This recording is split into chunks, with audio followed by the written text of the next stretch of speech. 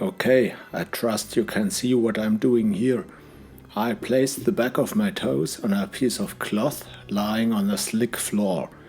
The piece of cloth isn't strictly necessary, just wearing socks would also do the trick. Just make sure by any means you like that the back of your toes has no grip at all. Sliding with the back of your feet on the floor is an idea I have to admit I got from Jeff Cavaliere. It's the main component of his favorite abdominal exercise, but I've never seen it in combination with push-ups anywhere on YouTube.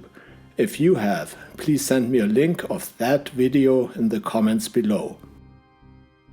So, why is this variation targeting your chest, and especially the lower portion of it, better than regular push-ups? It's just a matter of not very complicated biomechanics.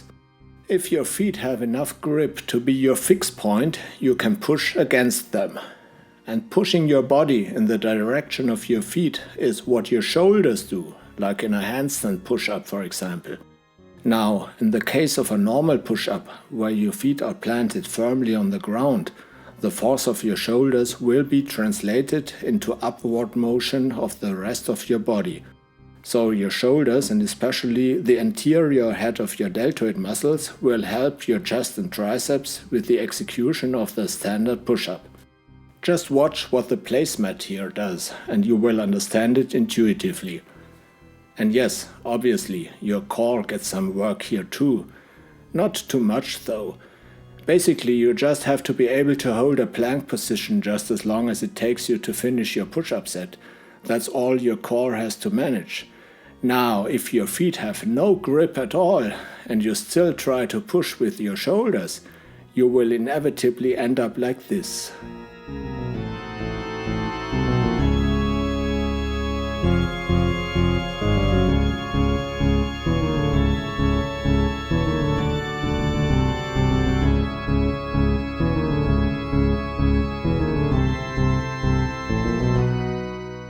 So, in order to prevent your body from sliding backwards like that, you have to actively pull your feet towards your shoulders. That's mainly the job of your abs and hip flexors. But in order to stay horizontal, you also have to pull your torso towards your arms. And that is where the lower portion of your pectoralis major muscles get their extra work from. Otherwise, you could still use your shoulders and end up in a pike position. Actually, that may be stuff for another video. For sliding push-ups, always start lying flat on the floor with your spine in a neutral position. Place your hands on a level somewhere between your lower rib cage and your shoulders. Experiment with your hand position to find the point where you feel strongest. Now you have two alternatives. Either you push yourself up until your arms are straight and about perpendicular to the floor, then give your abs a little extra crunch at the top.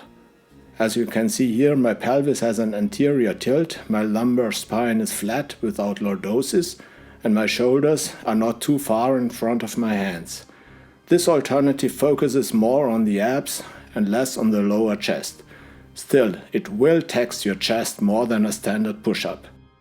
Or you keep your abs flexed but with a neutral spine, as you can see here, and push-pull your whole body further cranially, that means in the direction of your head.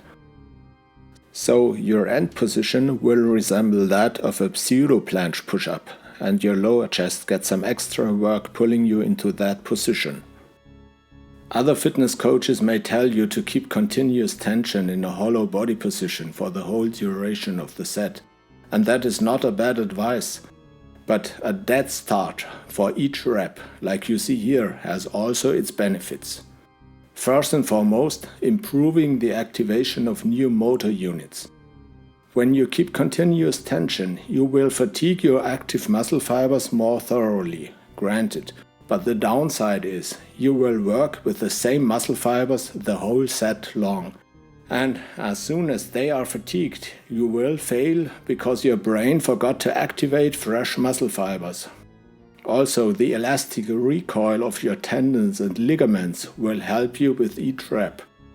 On the other hand, a dead start for each rep will reduce the elastic recoil and force your brain to activate new motor units every time.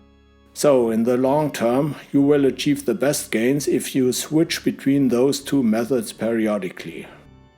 Now I hope I have shown you something interesting and new. If you think I have, please give this video a thumbs up, share it with whoever might like it, and consider subscribing to my channel. My name is Florian, and I'll see you.